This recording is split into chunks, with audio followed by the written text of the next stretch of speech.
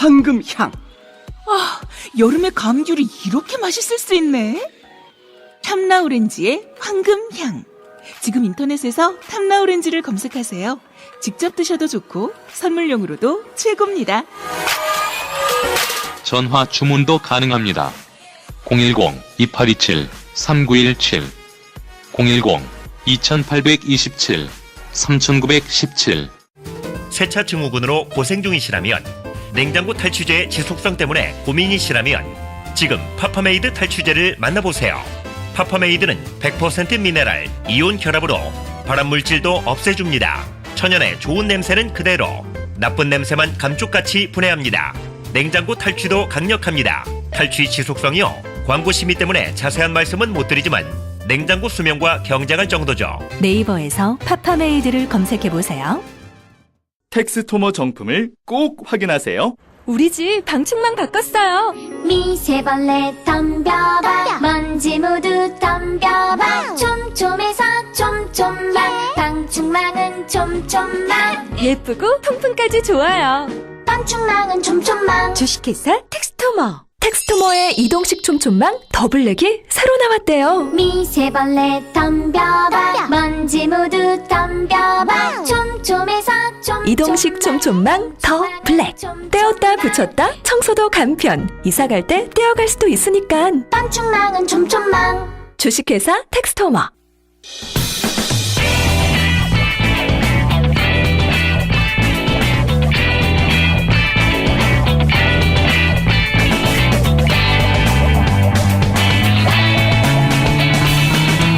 김어준의 뉴스공장.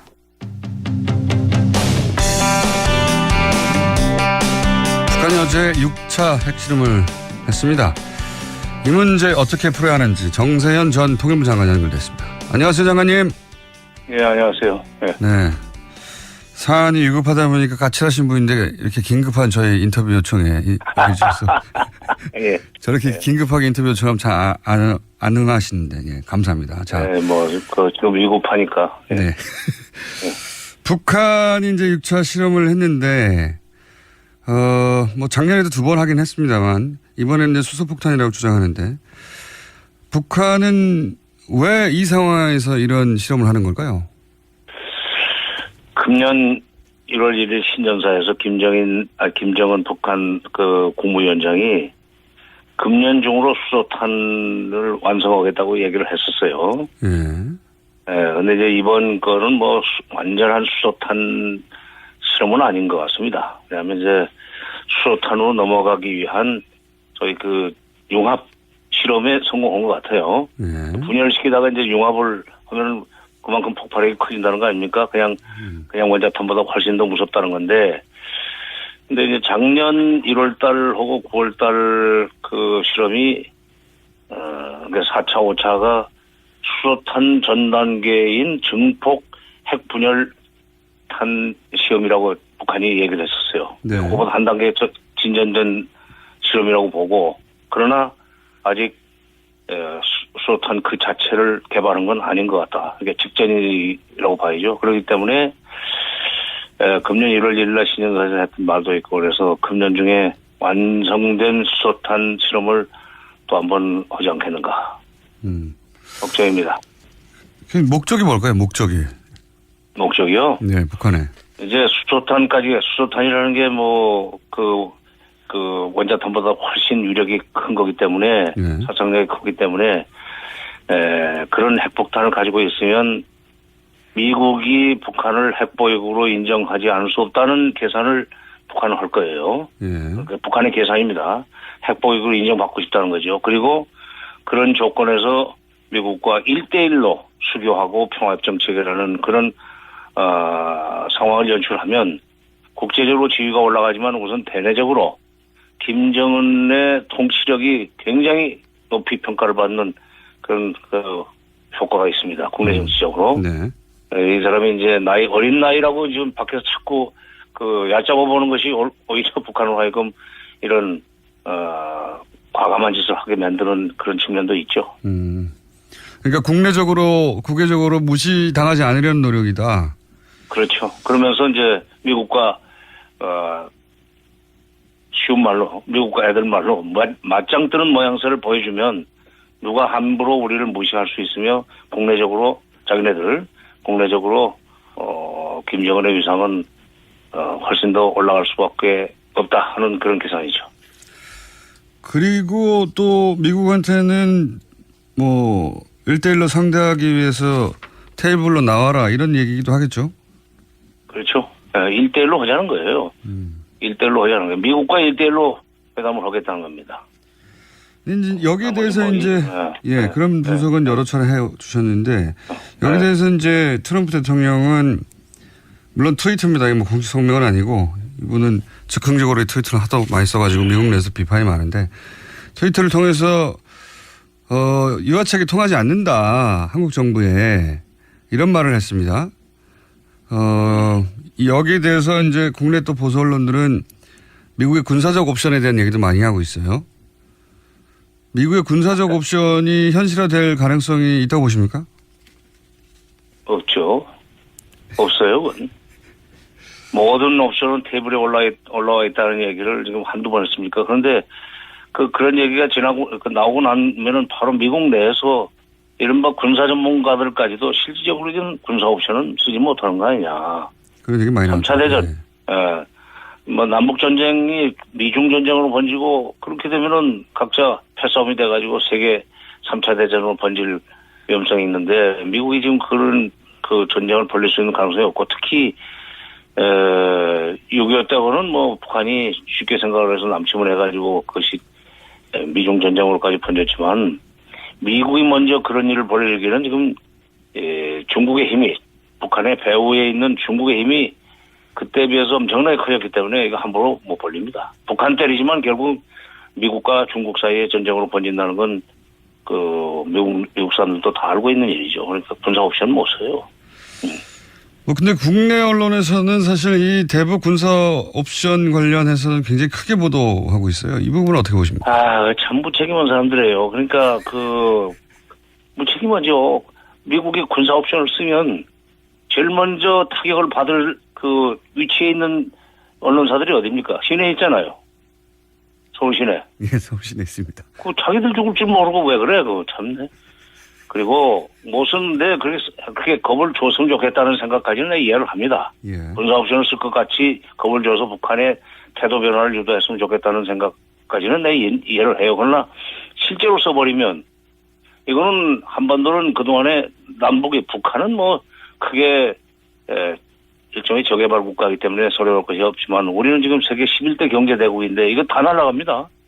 그렇게까지 해서 북한의 핵을 완전히 제로로 만들겠다고 하는 것이 너무 좀 무책임하죠.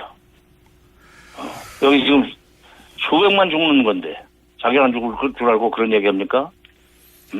자기들도 뭐 제가 보기에는 전쟁이 안 날 거라고 생각하니까 그런 말을 하는 것 같기도 합니다. 예.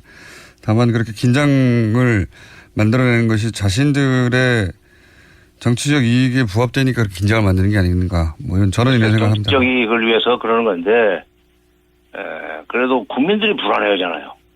자기네들의 사사로운 정치적 이익을 위해서는 국민들이 불안해서라도 좋다는 얘기예요. 또 언론이 헐짓입니까 그게? 네, 저한테 화를 내지 마시고요. 예. 알겠습니다. 상황 인식은 알겠고요. 장관님의.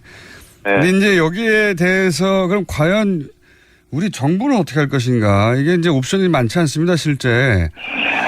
우리 정부가 이제 북한은 이렇게 강경 일변도로 가고 트럼프 대통령 왔다 갔다 하고 그리고 뭐 보수 정당과 보수 매체는 뭐 전쟁 얘기를 계속 하는데 우리 정부는 지금 어떻게 해야 됩니까?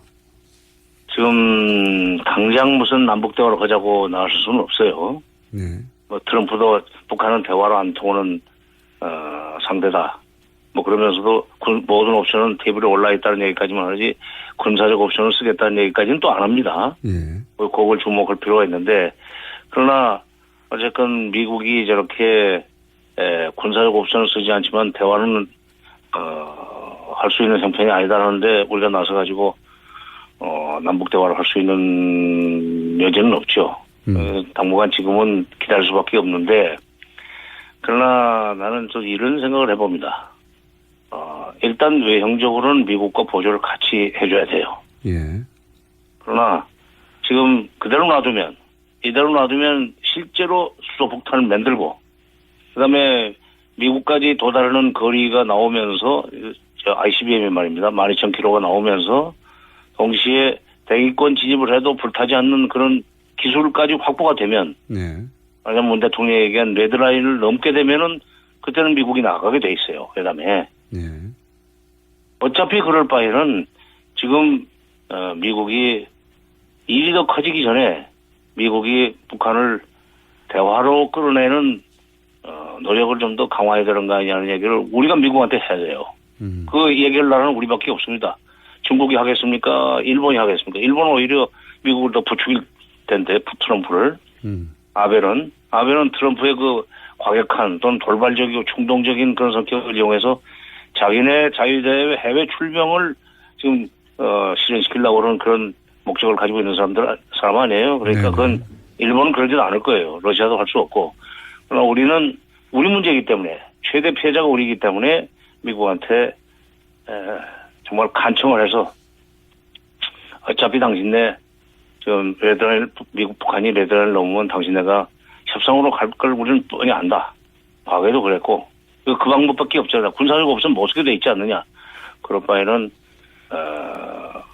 북한과 대화 가능성을 열어놓는 그런 제스처를 좀 더 적극적으로 쓸 필요가 있다. 그동안에 진행됐던 미국 간의 물밑 접촉 이걸 적극적으로 활용해서 북한이 미국 협상에 곧 열릴 거라는 희망을 갖도록 좀 해주라 하는 얘기를 우리가 해야 됩니다. 그래야 우리가 살죠. 네.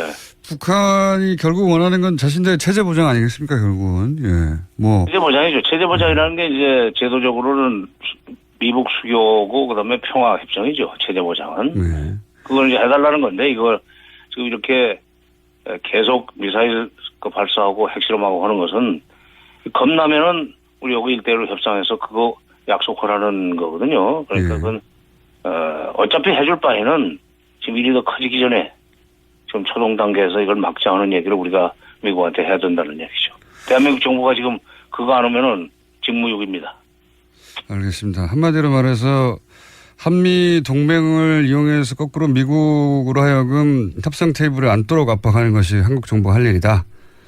그렇죠. 예, 그런 말씀이신데 그러면 이제 미국 정부가 지금 트럼프 정부 모르겠습니다. 오바마 정부 때였다면 그게 조금 더 쉬웠을지 모르겠는데 지금 그때는 근데 이제 이명박 박근혜 한국에서는 정부였기 때문에 그럴 생각 자체가 없었고 이제는 대화 의지를 가진 문재인 정부인데 이제 하필 미국 대통령이 트럼프라서 과연 미국 정부가 대화에 쉽게 나서겠는가. 물론 물밑에서는 계속 접촉하고 있다고 하긴 하는데 어떻게 해야지 이게 가능할까요? 근데 이제 트럼프 대통령은 뭐 오전은 말 다르고 오후는 말 다르잖아요. 지난번에 화염과 분노 얘기를 쏟아내놓고 오후에는 또 나만큼 평화적인 해결을 좋아하는 사람은 없다고 또 그러지 않았어요? 예. 그런가 하면은 22일 날은 김정은이 미국을 존중하기 시작했다. 뭐 좋은 일이 있을 것 같다 하는 얘기도 했고. 예.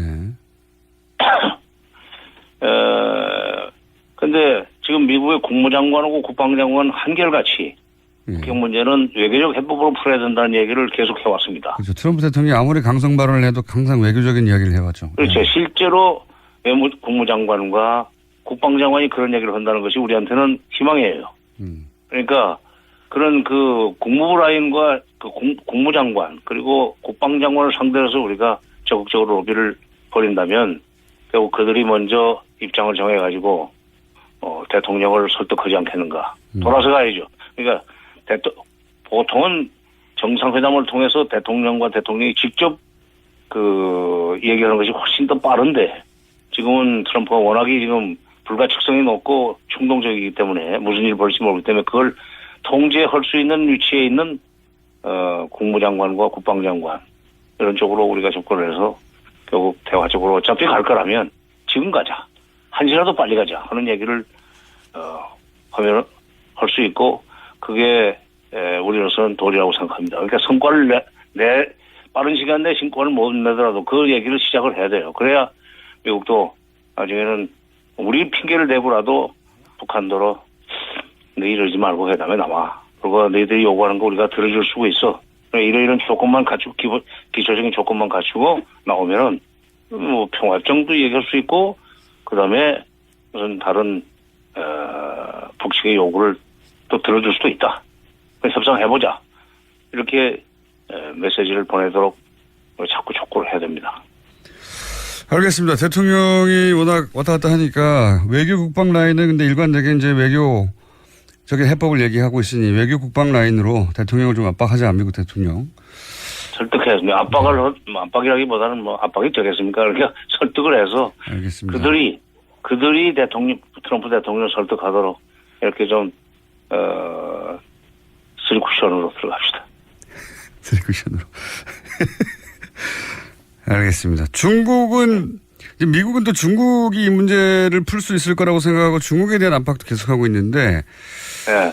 중국이 북핵 문제를 사실은 풀어본 적이 없는 것 같은데 계속 중국에 대한 기대를 계속하고 있습니다. 이 중국이 북핵 문제를 해결할 수 있는 주체가 됩니까? 어떻게 보십니까? 미국이 그 중국에 대해서 자꾸 책임을 넘기려고 그러는 그런 경향이 있잖아요. 중국 역할로. 중국 책임론. 그리고 중국이 제재 적극 동참하면 북한은 회담장에 굴복할 것이다 하는 그런 착각을 하는데 그게 틀렸다는 메시지가 바로 9월 3일 날 이번 9월 3일 날 북한이 육체 핵실험을 한 배경이 됩니다. 뭐냐면 9월 3일이면 중국에서 어딥니까? 중국에서 지금 브릭스 회의, 그러니까 브라질, 러시아, 네네. 인도, 차이나, 중국, 그다음에 사우스 아프리카, 소위 브릭스 회의가 열리는 그런 나라 아니에요? 덩치들이 굉장히 큰 나라들이죠, 지금. 그렇죠. 예. 그러니까 뭐 경제적으로는 그렇게 부자가 아니지만 덩치가 굉장히 크고 그래서 일종의 군사 대국들이 모인 그 회의인데 군사 대국들이 모인 회의에서 그날 북한이 핵실험을 했다는 얘기는 중국의 명절날 이거 일을 저질렀다는 얘기고 중국의 명절날 일을 저지른다는 얘기는 우리 중국만 안 듣는다는 메시지예요. 그러니까 자꾸 미국 중국한테 뭐 위탁해가지고 우리를 회담으로 끌어내라? 너희들이 직접 나와. 그 소용없어. 그 얘기예요. 9월 3일날 쏘았다는 날짜를 우리가 좀 그 의미를 새겨야 됩니다. 지난 29일 날은 그게 국칠이었어요. 네. 105년 전에, 102년 전에, 105년 전이구나. 100몇 년 전이야. 100여 년 전으로 하죠, 예. 100여 년 전. 나도 가끔 틀려야지. 그러니까, 작년에는 9월 9일에 했죠. 핵실험을 일부러 맞춰서. 자기네 명절날이고. 또 네. 이번에 또, IRBM 쏜 거는 8월 29일에 했지만 또 7월 4일날 쏘지 않았어요? 예. 7월 4일날은 미국의 독립기념일 아닙니까? 네네. 일부러 맞춰서. 2006년에도 미사일 쏠 때 7월 4일날 쏘았고, 그리고 석 달 후인 10월 9일날, 1차 핵실험을 했는데, 그렇게 자기네 명절, 남의 명절, 뭐 이런 날을 골라가면서 이제 쏘지만, 특히 이번에 9월 3일날 쏜 것은 9월 9일날 쏠 걸로 예상했는데, 9월 9일, 3일날로 땡긴 건 중국? 우리 그렇게 중국 무서워하지 않아. 중국한테 뭐 압력 넣어가지고 우리 끌어 나오라고, 우리 그런 거, 안 통해. 하는 메시지로 지금 9월 3일날, 그 핵실험을 했다고 보니까. 그런 의미도 있지 않습니까? 그 문재인 대통령이 러시아 방문하기 직전에 쏘았다. 이것도 같이 포함돼서. 그거는 뭐. 그까지는 아닙니까? 오히려 러시아 대통령은 지금 브릭스에 가기 전에. 예. 북핵 문제는 대화로 풀어야 된다는 얘기를 했고, 그게 CNN이나 NHK 같은 데 보도가 되지 않았어요. 네네. 그러니까 이번에 아마 미국과 중국은 만나가지고, 회의는 벌써 아직 안 끝났나요? 미국과 중국은, 좀 유엔 제재 결의안에 뭐 적극적으로 동참하기보다는 대화를 공고하는 쪽으로 방향을 틀지 않겠는가 하는 생각입니다. 지금 둘이서 배짱이 맞아요. 알겠습니다. 러시아하고 중국하고. 예. 오늘은 여기까지 하고요. 이 사안이 어떻게 전개되는지 따라서 또 한번 연결하겠습니다. 오늘 말씀 감사합니다. 예. 네. 지금까지 까칠한 정세현 전 통일부 장관이었습니다. 오빠, 우리 어디 가는 거야? 정수가지. 와, 우리 말 타러 가는 거야? 그렇게 좋아? 고민하지 말고 장수로 오세요. 온 가족이 즐기는 승마 체험과 국내 최대 규모의 말역사 체험관 등 장수에는 정말 볼 것, 누릴 것들이 넘쳐난답니다. 말의 심장 소리를 직접 느껴보는 장수에서의 하룬 여행. 장수는 항상 가까이 있습니다. 주말 여행은 장수로. 승마 체험 예약은 063-350-5486. 반지 벤지 반지 벤지 벤지 벤지 벤지 빠빤지 빠빤지 반지 벤지 반지 벤지 반지 벤지 오빠 나랑 무슨 게임 할 거예요? 벤지. 벤지 벤지 벤지 빠빤지 빤빤지 오빠는 마법사 업데이트.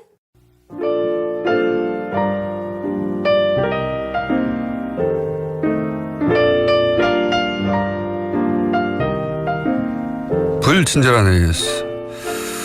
오늘 브리핑에서 이제 준비한 녹취가 안 나와가지고, 예. 그랬더니 문자가 많이 왔습니다. DJ와 PD는 언제 손발이 맞게 될까요? 아까 브리핑 뉴스 시간에 자유한국당 홍준표 대표의 2008년도 홍준표 원내대표 시절 발언을 준비했는데, 네, 저희 피가 딴 걸 들었거든요. 예. 원래 보내려고 했던 녹취 들어보시겠습니다. KBS 사장 같은 경우에 소환장을 2-3번 발부했으면 그 다음에 들어가는 절차는 체포영장입니다. 조사를 위해서 체포영장을 발부합니다. 그럼 법에 따라 정해져 있어요. MBC PD 수첩 같은 경우에 자료 제출 요구하지 않으면 압수수색영장이 들어갑니다. 공권력을 집행하는 사람들이 눈치를 보면서 공권력 집행을 하지 않고 여론의 눈치 보고 언론사 눈치 보고 방송의 눈치를 보고 무슨 공권력의 집행을 하겠다고 덤비는 것인지 일반 국민들은 그럼 뭐 하려고 조사받으러 나갑니까? 검찰이 나는 뭘 하는 집단인지 모르겠다 이거예요. 네, 10년 전에 본인이 했던 이야기가 어젠가요? 그저께 본인이 했던 이야기를 정확하게 반박하고 있는 겁니다. 자, 그 외에 문자 많이 왔습니다. 정세현 장관이 크게 웃는 건 처음 듣습니다. 저렇게. 그리고 공장장 코엑스에서 봤는데 금요일 날 저수지게임 시사회가 있었거든요. 예. 살이 빠졌어요. 그렇지 않습니다. 그리고 이명박 전 대통령 처남 김재정 씨를 얘기하면서 공장장 발음으로는 김재동 씨로 들려서 깜짝 놀랐습니다. 발음 번역기가 필요합니다. 네. 안 고쳐질 겁니다. 아마 제가 오늘 여기까지 하겠습니다.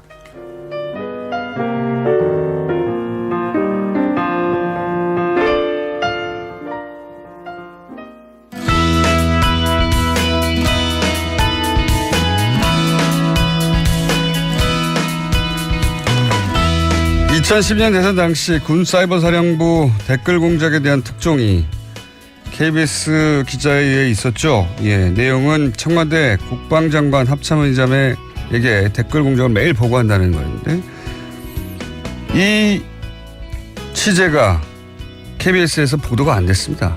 네, 이 사연을 취재하고 자체적으로 뉴스를 만들어 버린 회사에서 방송을 하지 않아서 직접 취재한 기자, KBS 기자 모셨습니다. KBS 이재석 기자 나오셨습니다. 안녕하십니까? 네, 안녕하세요. 네.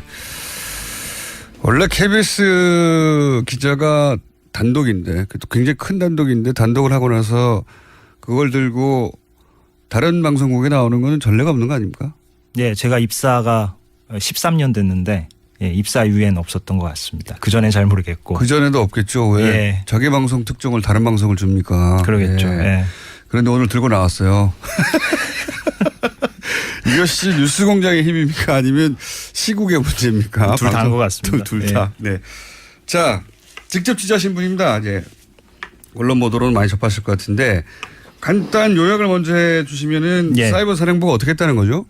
그러니까 지금 좀 우리가 좀 짚어야 될 게 댓글 부대가 축이 2개예요. 하나가 아니라. 네, 국정원은 다 알고 있고. 그렇죠. 그러니까 국정원이 한 축이고 다른 한 축이 이제 군 사이버 사령부인데 네. 지금 언론에서는 국정원 얘기만 좀 주로 나오고 있죠. 그렇죠. 왜 그러냐면 국정원 내부에서 지금 적폐청산 TF팀이라는 걸 꾸려가지고 예. 거기서 지금 자체 조사를 하고 있고 그 자체 조사 결과가 언론에 의해서 계속 보도되고 있고. 계속 보도되고 있고. 그런데 또 다른 축 군사이버사령부 심리전단에 대해서는 지금 국방부가 요새 뭐 정신이 없잖아요. 북한 문제로도 그렇고 송영무 장관이 이제 막 취임했고 뭐 이런 네. 상황이라서 아직까지 이제 조사가 이루어지지 않고 있어서 기사가 좀 상대적으로 적은데 이 군사이버사령부 심리전단에서도 이제 댓글 공작을 그렇게 했다는 사실. 똑같이 했다는 거 아닙니까? 그렇죠. 예, 똑같습니다. 똑같이. 예. 똑같이 했다는 건데 근데 이제 똑같이 했다는 얘기가 뭐 국정원 관련 기사보다는 적지만 예전에도 나오긴 나왔는데 예. 이번에는 부단장 역할을 했던 분이 직접 네. 구체적으로 예. 왜냐하면 당시 문제가 됐을 때 국방장관한테는 보고 안 됐다 청와대 보고 안 됐다 관련자들 다 부인했거든요. 그렇죠. 그 이후로 수사가 이루어지지 않았어요. 네. 그럴 수밖에 없었던 게 그렇게 해서 탄생한 정부가 박근혜 정부였기 때문에 박근혜 정부에서 그 사건을 수사를 제대로 했을 리도 없고 국정원 댓글 수사하다가 윤석열 지검장하고 최동호 검찰총장도 날아가는 판국에 그렇죠. 네. 군사이버사령부 문제는 이렇게 수면 아래로 쭉 가라앉았다가 근데 이제 기자님이 특종을 하신 게 사이버사령부 부단장을 단장이 주도했다면 부단장도 적지 않게 관여했겠죠. 본인도 처벌을 감수하겠다고 합니다. 네. 예. 그러면서 폭로한 것이 자신이 직접 들고 가서 보고한 적도 있고. 예. 그렇죠. 그리고 청와대 그리고 국방장관 합참의장에게는 매일 아침에 보고했다는 거 아닙니까? 그렇습니다. 예. 이거를 얼굴 공개하고 실명으로 폭로를 했어요. 예. 대단한 특종이거든요. 예. 그래서 사실은 그 뉴스의 축이 국정원에서 군사이버사령부로 확 넘어갈 수도 있는 대단한 특종인데 이게 이제 방송국에서 못하게 한 거잖아요. 예. 방송국에서 못하게 해서 하도 애가 달아서 지금 뉴스공장에 들고 나오신 겁니다.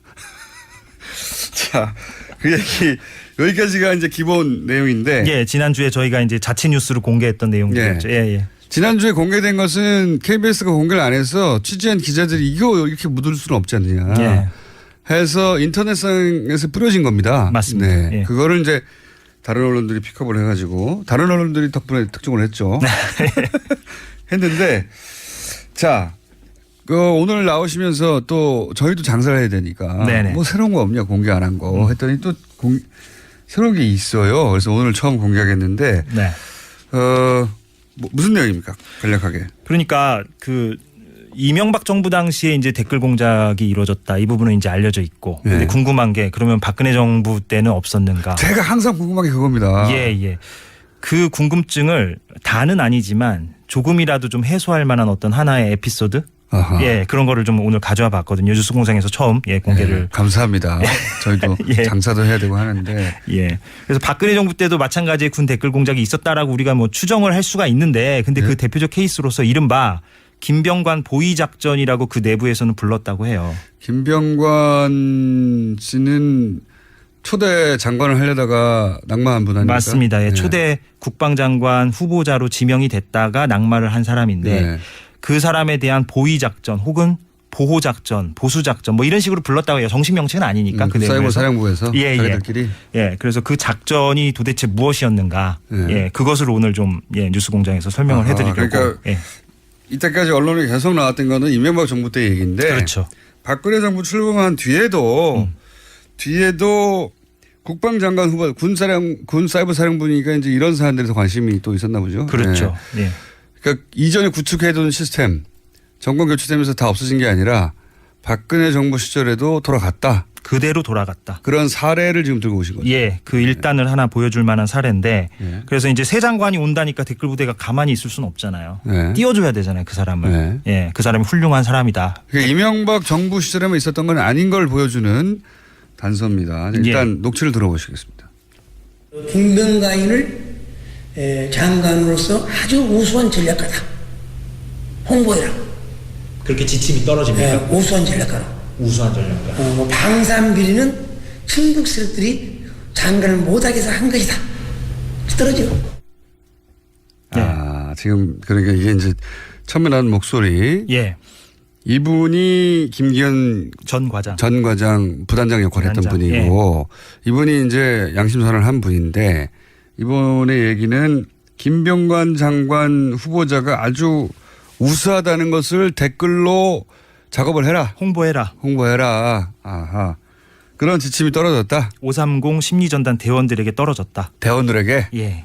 그리고 이제 방산비리 의혹이 있었잖아요. 예. 예, 이분이 이제 그때 당시 후보 시절에 방산비리 결국 그걸 낙마하긴 했는데. 예, 부동산 투기 의혹 그리고 예. 방산비리 연루 의혹 이걸로 이제 낙마를 했죠. 그게 이제 친북의 장난이다. 예, 친북 세력이 장관 못하게 하려고 하는 거다. 네. 보수 진영은 참 편해요.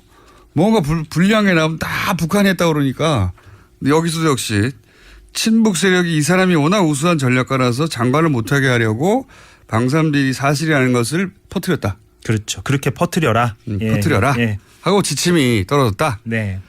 이거는 박근혜 정부 시절입니다. 이거는. 2013년 초죠. 예. 그러니까요. 박근혜 정부 시절이다. 지침이 누구한테 떨어지는 겁니까 이게? 어떤 식으로? 그러니까 이게 어떤 식으로 떨어지냐면 대원들에게 멘트의 샘플이 주어지는 거예요. 말하자면. 이걸 응용해서 그러니까 그 멘트를 그대로 쓰기도 하고 네. 이 멘트를 응용해 가지고 대원들이 이제 밤사이에 네. 댓글도 달고 그렇게 하는 거죠. 인터넷 기사 뭐 댓글도 달고 이런 식으로 응용을 해 가지고. 그러니까 기본 문구가 떨어지는 거죠. 그렇죠. 그리고 그 응용하기도 하고 그대로 쓰기도 하고. 그렇죠. 그거를 박근혜 정부 시절에 군사이버 사령부가 했다. 새 장관을 띄우려고. 한마디로 했다. 예. 요거 한 번만 했겠냐 이렇게 생각해 볼 수 있는 거죠. 여기서. 그렇죠. 예.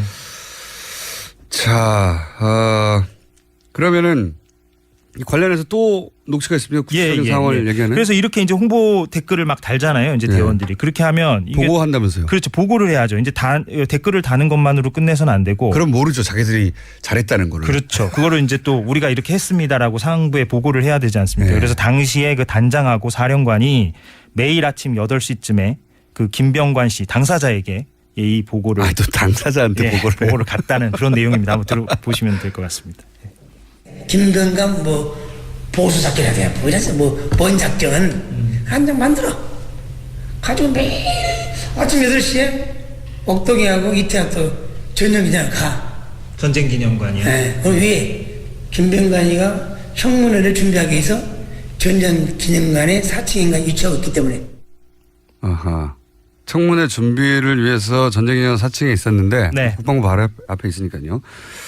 거기에 이제 사이버 사령부 단장과 사령관인가요? 옥도경 씨가? 그렇죠. 옥도경 씨가 당시 사령관이고 단장이 이태하 씨였죠. 네. 옥도경 씨 단 한 사람 처벌됐던가요? 아니요. 이태하 씨만 처벌이 됐고 지금 대법원에 가 있고요. 사건이. 네. 옥도경 씨는 처벌을 받지 않았죠. 선고 유예됐습니다. 유예됐군요. 예. 그런데 다 털어줬으니까 그때. 예. 다 털어줬는데 이와간 그때 당시에 직접 보고서를 들고 자기들이 홍보에서 띄워주고 있는 후보자한테 가서 그렇죠. 우리가 이렇게 했다고. 그렇죠. 그러면 애초에 명령을 남사스럽지도 않나? 애초에 명령을 어디서 떨어지는 겁니까? 그러니까 이제 공식적으로 명령은 이제 사령관과 단장이 하는 거죠. 하는 사령관과 건데. 단장이 이제 이러이러하게 댓글 작업을 해라. 이렇게 날마다. 근데 이제 뭐 이런 뉴스 있었지 않습니까? 이게 국정원 따라하고 사이버 사령부 따로 해가지고는 통합 대응이 안 되니까 뭐 게시판도 나눠야 될 것이고 예. 뭐 어디 포털도 나눠야 될 것이고 영역을 나눠서 그리고 또 여기서는 이 얘기고 저기서는 저 얘기하면 안 되니까 메시지를 통일시켜야 되고 그래서 아마도 컨트롤 타워. 국정원이 컨트롤 타워를 했을 것이고 거기서 지령이 실제 내려왔을 것이다. 이런 얘기가 있었습니다. 그런 얘기도 있고 청와대가 그 컨트롤 타워 역할을 했을 거라는 의혹도 있죠. 실제 이 김기현 전 과장의 지난 폭로를 보면 날마다 국방비서관실에 보고가 올라갔다는 거니까 청와대 국방비서관실에. 그거는 결과를 보고하는 거니까 예. 지시가 내려온 쪽으로부터 내려온 쪽의 결과를 보고하겠죠 아마도. 예, 그렇게 추정할 수도 있죠. 예. 적어도 사이버 사령부 단독으로 모든 일을 하진 않았고 위에서 이제 지시를 받았는데 이 케이스 같은 경우에는 단장과 사령관이 어쨌든 결과물을 들고 그 결과물이라는 건 이제 특정인을 띄우기 위한 건데 후보 예. 특정인한테 찾아가서 우리가 잘했죠 하고 보고했다. 여론 조작이죠. 예. 아니 여론 조작은 알겠는데 그걸 또 당사자에게 가가지고 보고했다니까 재밌네요. 혹시 김병관 당시 후보를 인터뷰 해보셨습니까? 예, 만났습니다. 지난주 금요일에 저희 취재진이 만나가지고 이런 보고를 받은 적이 있느냐? 예, 그래서 이런 얘기 들은 적이 있느냐 했더니 좀 반응이 뜻밖이었어요. 그러니까 자기가 그 당시에는 아니고 훗날에 건너서 간접적으로는 들었다. 그럼 얘기가 다르잖아요. 직접 가가지고 보겠다 그러는데. 예, 직접 가가지고 보고 했는데. 근데 전면 부인은 못하고. 그렇죠. 그러니까 나중에 건너 그런 댓글 작업, 본인을 띄우는 댓글 작업이 있었다는 것을 건너 간접적으로 들었다라고 간접적인 시인은 한 거죠. 간접 시인. 예. 그런 작업이 실제했다는 건 시인했고 그걸 자기한테 와서 보고했다는 얘기는 인정하지 않았군요. 그렇죠. 네. 근데 지금 김기현 당시 사이버사령부 부단장의 주장으로는 아예 정전기념관 4층에 가서 직접 당사자한테 보고를 했다. 그렇죠. 라고 얘기를 하고 있습니다. 이게 특종인데 또 있나요 혹시 녹취가? 예, 이건 뭐냐면 좀 아이러니한 상황이 좀 벌어지는데, 그러니까 대원들이 김병관 씨를 띄우는 건데 띄울 때 그 멘트를 막 응용한다 그랬잖아요. 아까 현직 장관인 김관진 씨를 좀 깎아내리고 김병관 씨를 띄우는 방식으로 멘트를 쓰기도 했다고요. 바꿔야 하는데 바꿀 이유를 말해야 되니까. 그것도 그렇고 이제 새로 올 사람을 좀 더 이제 더 부각을 시키려면 기존 사람보다 더 이런 점이 낫다 뭐 이런 거를 이제 그렇겠죠. 써야 되잖아요. 그래서 그런 내용입니다. 예. 그런 내용 일단 들어보시고. 언제도 김관진 좋다고 또 김관진을 깐 놈이 있었을 것 같아. 어떻게? 김관진보다 더 나은 김병관이라면서. 김관진 현 장관보다 김병관 더 전략가다. 그러니까 전임 깎아내리고 예. 새로운 사람을 띄우는 작업을 시작했는데 예. 근데 이게 재밌는 게 낙마하고 김관진 장관이 그대로 유임됐어요. 그렇죠. 예. 그럼 어떻게 합니까? 군 예하부대인데 군 예하부대에서 이제 장관 바뀔 줄 알고 공격했는데 그대로 있잖아요. 그대로 유임된 거죠. 김관진 국방장관이 이전에도 보고 라인이 있었던 사람이니까 사이버 사령부의 댓글 작업을 아는 사람인 거 아닙니까? 그렇죠. 여기 주장 따르면은. 주장 따르면. 예. 그러면 자기를 공격했다는 걸 자기 예하부대 사령부에서 공격했다는 걸 알 거 아닙니까? 근데 이렇게 구체적인 그런 멘트까지 알았을까는 좀 우리가 좀 한번 생각을 해봐야 되는데 어찌됐건 내부자에 의해서 이렇게 폭로가 된 거니까 본인이 사실 알면 좀 당혹스러울 수도 있겠죠. 김관진 장관은 인정 안 했죠. 저희 연락이 안 됩니다. 지금 저희가 뭐 자택도 찾아가고 뭐 사모님은 좀 저희가 뭐 이렇게 사모님과 알 리가 통화를 없죠. 해봤는데 연락이 지금 안 닿아요. 예. 굉장히 코미디 같은 일이 벌어졌네요. 군 사이버 사령부 내에서도 당황했겠어요. 그렇죠. 그러니까 그 김기현 전 과장 증언에 따르면 그래서 결국에는 그 김병관 씨가 낙마하고 김관진 장관이 유임되는 바람에 댓글 공작했던 대원들이 납작 엎드려서 눈치를 봤다. 뭐 그렇게 얘기를 하더라고요. 예. 실제인지는 모르겠으나 증언은 그렇습니다. 기자님 말이면 저보다 너무 좋다고, 너무 잘생겼을 것 같다고 문자도 오고 그럽니다. 발음만 좋습니다. 자, 이거 왜 특종인데 지금은 그 처음에 그 공개했던 내용 이외에 뉴스 공장도 먹고 살라고 들고 오신 거 아니겠습니까? 그렇습니다. 들고 왔는데 뉴스 공장 평소에 들으시죠? 예. 잘 들으시고요. 정사가 되려면 아직 한참 멀은 것 같으니까 KBS가. 그런데 KBS 보도국의 이제 책임자들이 이걸 막았다고 하는데 왜 막았나요? 간단하게 한마디로 말하면? 간단하게 얘기하면 이게 증언의 개연성은 있어 보인다. 본인들이 볼 때도. 그렇죠. 개연성이 있어 보이죠. 당연히. 그냥 부단장이니까. 그리고 구체성도 있고 일관성도 있고 그런데 그거를 뒷받침할 증거가 있어야 되는 거 아니냐 이런 식으로. 이게 물증이 어디 있다고. 그러니까 정보당국 내부 고발자라는 특수성을 전혀 이해하지 못하고 있는 거죠. 이해를 안 하려고 하는 거겠죠. 안 하려고 하는 걸 수도 있고. 이걸 누가 A4지에 출력해서 들고 있다 가져옵니까? 그걸 갖고 있다가는 뭐 바로 그냥 뭐 압수수색 당하고 뭐 더군다나 수사도 한번 당했던 것인데 그게 말도 안 되는 이야기인데 그리고 또 있습니까?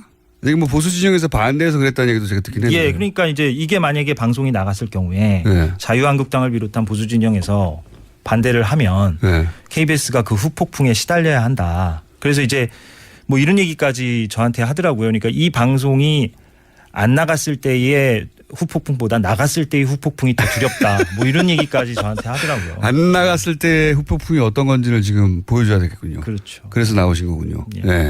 말도 안 되는 이야기인데 그렇게 따지면은 진보 보수 어느 진영이든 반대하는 거는 KBS가 보도 안 한다는 얘기잖아요.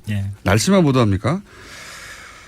자, 근데 이런 행태가 KBS 그래서 오래 되었다면서요. 아, 그렇죠. 그러니까 이게 뭐 사실 어제 오늘 얘기가 아니고 사실 그래서 저희가 파업을 하는 이유도 뭐 그 지난 9년간의 이런 사례들은 뭐 무수히 많았기 때문에 예를 들면은 최근 사례로 뭐 지난해 최순실 게이트 터졌을 때 당시에 네네. 보도국장이 예.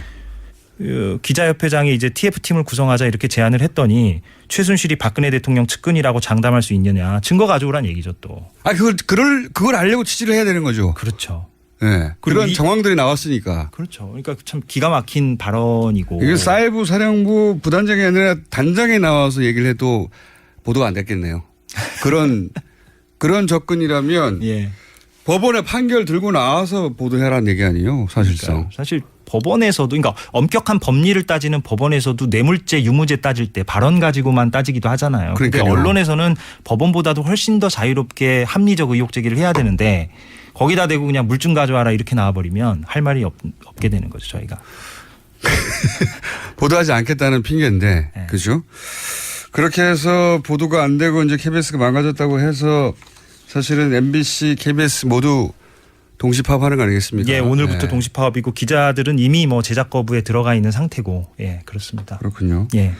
근데 이제 여기에 대해서 자유한국당 뭐 보수 정당 같은 경우에는 언론 장악 시도라고 라고 주장합니다. 근데 KBS에 직접 다니는 당사자 기자로서는 그런 주장을 들으면 어떻게 생각하십니까? 전혀 동의할 수 없는 게 아까 공장장께서 일부에서 핵심을 말씀하셨어요. 뭐냐면 내부 구성원들의 압도적 다수가 지금 무엇을 주장하는가를 봐야 되는 거죠. 그러니까 여야 간의 공방이 중요한 게 아니라 KBS와 MBC 압도적 다수 평 PD, 평 기자들이 지금 무엇을 주장하고 있는가. 이거를 보면 명확하다고 말씀을 드리죠. 정현주 사장 쫓겨날 때는 어땠습니까? 그러니까 그때는 반대였잖아요. 그때는 정현주 사장이 이렇게 쫓겨나면 안 된다. 이렇게 주장하는 게 평 기자, 평 PD들의 다수 의견이었고 압도적 의견이었는데 지금은 정반대로 고대영 사장 빨리 나가야 된다는 거 아닙니까?